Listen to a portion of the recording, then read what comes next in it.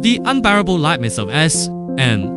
When a person surrenders their desires to another, when a person's desires belong to someone else, when a person wants to kneel and call a younger woman, they have found the coordinates of their own existence.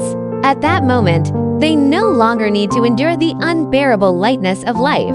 Milan Kundera spent his life exploring to eternal tensions of human existence, lightness and weight, spirit and flesh. From the fox's perspective, these two contrasting elements mirror the underlying human dilemma in SM. Lightness corresponds to the weightlessness of the submissive soul. The submissive exists in a state of weightlessness, with no foundation, much like floating dust in the atmosphere, insignificant and tiny. They cannot trace where they came from, nor can they determine where they are headed. It feels like an endless game of open choices, but none of them seem to carry any real meaning.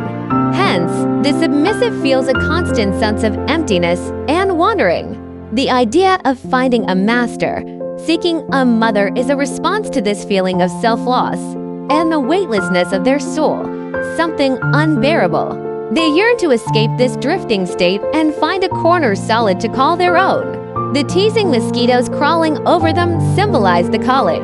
In response to this sense of emptiness and wandering, this feeling hides deep within, occasionally surfacing to remind them of their incompleteness and lack, forcing them to search for and attach themselves to something, fighting against the drifting state like dust in the wind. Philosopher Lacan expressed a view on the human condition. He believed that growth is a process of being stripped away, much like how infants cannot differentiate between themselves and the outside world in their early stages.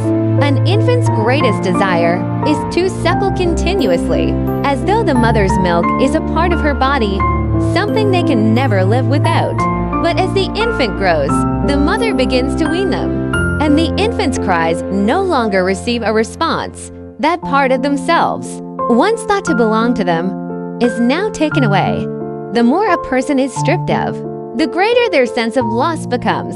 While this idea may not be strictly proven, it is certainly worth contemplating. To cope with this lightness, many people choose to voluntarily surrender their free will to the dominant partner. They use chains, collars, and commands to construct an opposite, a heavy structure, perhaps even a literal heavy iron chain, holding back their constantly dissipating and wandering soul. When the dominant partner sits above them, quietly observing each movement, each word follows the established rules. Every command is like a law. This transfer of power may appear to be a denial of freedom, but in reality, it is an escape from the unbearable lightness of life. In the dual chains of pain and obedience, the submissive confirms their existence, finding their coordinates and a sense of safety. The essence of power transfer is the shift from lightness to weight. It means all the burdens of choice are now transferred to the dominant partner, who issues commands, controls the rhythm, and guides the game. The submissives, in their duty of obedience, avoids the dizziness brought by possibilities endless and embraces certainty. The tasks the dominant asks, kneeling, crawling, wearing iron chains, are always the submissives temporarily dissolves their self-awareness into. The role, achieving a complete liberation from the need for choice. Many misunderstand this game as indulgence, believing humans have devolved into animals, exposing and releasing primal desires. But in truth, SMS is a game of abstinence, a game of human consciousness. Just as some extreme submissives choose to lock up their own sexual organs, so-called locking away desire, and hand over the right to release desire to their dominant partner, this act stands in direct contradiction to animal instincts. Animals naturally pursue the release of desire without thinking. They do not face the existential dilemmas of humans.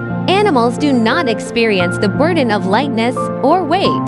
The surrendering of desires management is, in essence, a transcendence of desire, an expression of human consciousness. Now, let's turn to spirit and flesh. Kundera famously said, "The union of two bodies is common, the union of two souls is possible. But the most difficult thing in the world is the union of a person's body and their own soul." This is called contrast. For the submissive or the dominant, the disconnection between the physical world they inhabit and the spiritual world they experience is profound. Many submissives may be elites, leaders, or even gods and goddesses in real life. But deep within their souls, they yearn to become some form of a small dog. Conversely, dominants long to become some form of a ruler. It is this irreconcilable contrast, this eternal dilemma of uniting spirits and flesh, that makes existence feel more unbearable and drives the need for escape. Therefore, all sexual games, at their core, are about uniting spirit and flesh through physical participation, through commands and obedience. The foundation and boundaries of existence are defined. At the same time, the physical pain makes the spirit's existence tangible through sensory experiences. Through this game, lightness and weight, spirit and flesh briefly find unity.